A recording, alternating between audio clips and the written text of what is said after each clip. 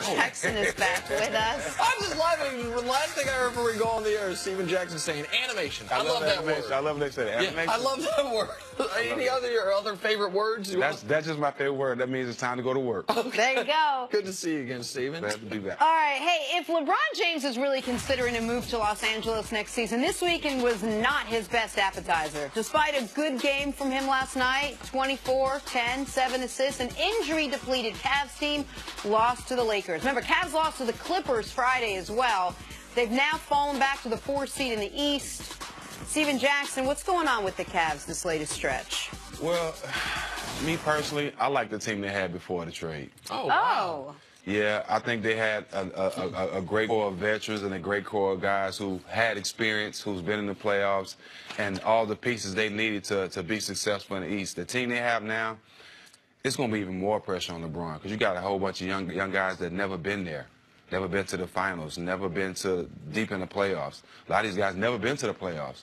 So it's going to be interesting. It's tougher for him now than it was before the trade, but I feel like anytime you have LeBron James on the court with a basketball, you have a chance. But would they have gotten there with the former team before they made all the trades? I think so. I think so. Because like guys like Jeff Green are key guys. I said at the beginning of the season, Jeff Green's going to be a big piece to this team. And that's why they didn't trade him.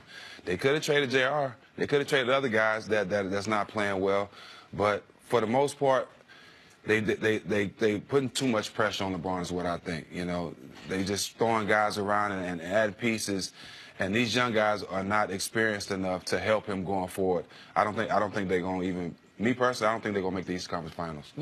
Oh, you don't think they're going to make the Eastern Conference Finals? No. So you think they're either first, we don't know what the matchups will be, but you think someone in the first 2 rounds is going to get them? I think it's a possibility Boston or Toronto can get them this year.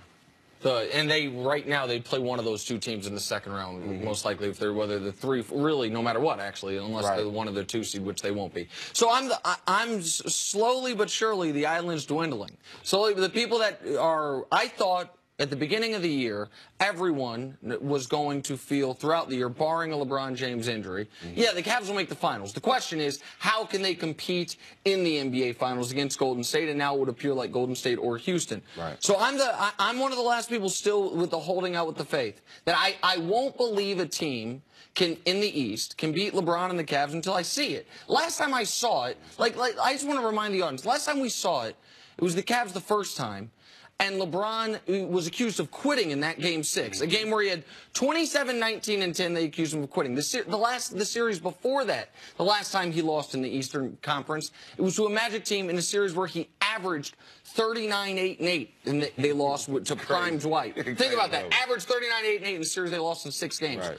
What is it about? Do you think this Cavs team is just that much worse than like the one 3 years ago, or is the East is that much better? I know CeCe believes in the Raptors more than he has in years past. I don't buy their bench in the playoffs. When you say they're not even going to make the Eastern Conference Finals, or you don't think they will, that's a hell of a statement. Well, let's be honest. The only reason we even talking about Cleveland having a chance is because of LeBron James. Yes. We all agree on that. Right. Any team he's on in the world, right. YMCA, Church League, whatever team he's on, they have a chance of winning. Big Three.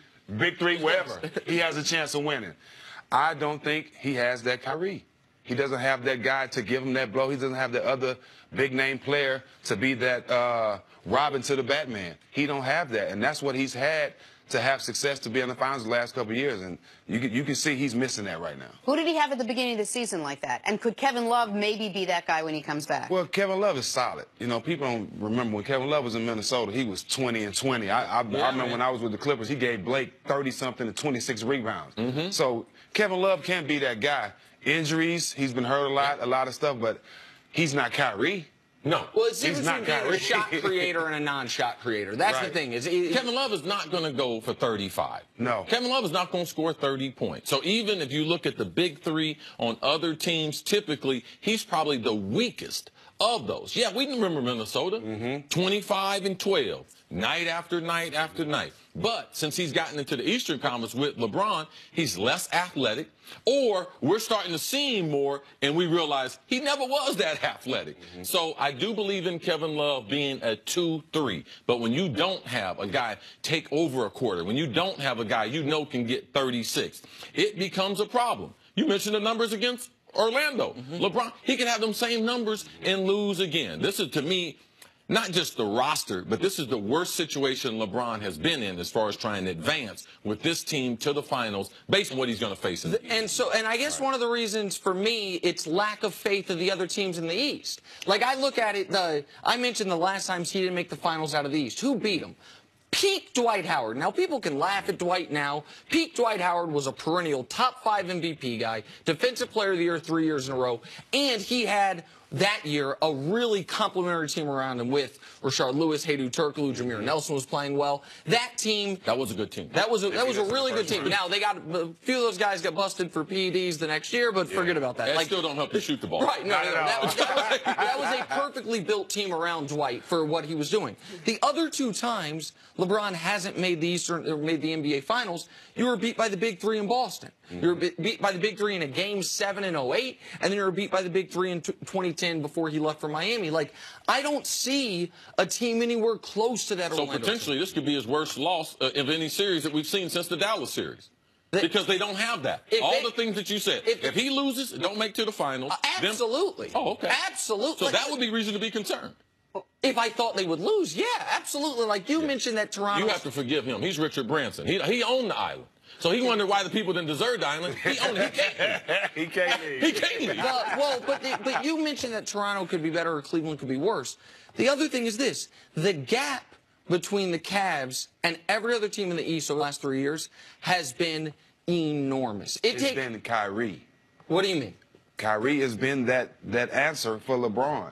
The last couple of years, to making it to the finals, winning the finals, even being that top team in the East, Kyrie has always been that answer. When LeBron wasn't showing up, when LeBron got tired, when LeBron needed a blow, he had Kyrie. Not having Kyrie is the reason why Cleveland is not having success, point blank. I totally agree with you, Stephen, for the NBA Finals, but what series can we look to in the last 3 years in the East where without Kyrie, the Cavs wouldn't have won it? They've trounced everyone. Right. Like this is the thing. I'm not going to go through 82-game schedule in the 2017-18 season and disregard all that information. Right. I'm not going to, because Toronto, the last 3 years, they haven't performed. But when we get to the playoffs, what you have done this year, it is going to have an effect on what you're able to do in the playoffs. So for us to think that LeBron, with this team, like somewhere these guys are magically going to, George Hill, like he's going to get more athletic? Yeah. Like he's going to get some more energy in the playoffs? JR.